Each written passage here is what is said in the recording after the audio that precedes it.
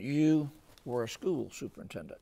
I was. Yes, I'm not an educator, but I was an accidental superintendent. Okay. Let's close with this subject. All over the country since the Newtown, Connecticut shootings, people, in addition to the issue of gun control, are asking the question, how can we make our schools safer?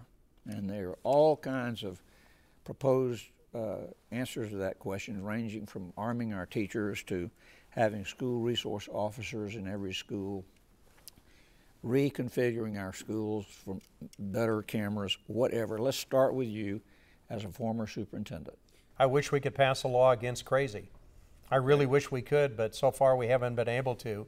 And what's happened in some of these tragic cases is a result of people who are truly unbalanced and crazy. Here's what we can do, and I've learned this from parents and teachers. Don't try to force a state-defined answer down on every school the same way.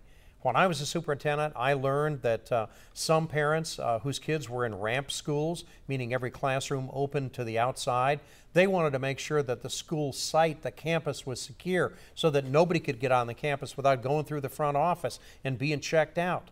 And others said, you know, the answer in our area is a school resource officer.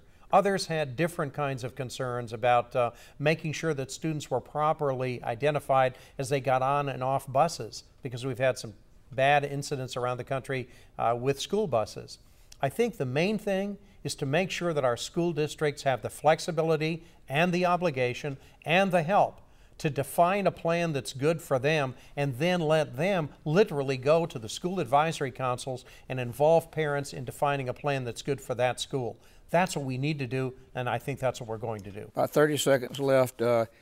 If a plan came together that required some expenditure by the state to ensure school safety, would you be open to it?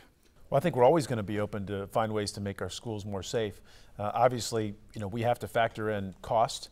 You know, we have a small margin here of what we call a surplus, but frankly, it's not a lot of breathing room.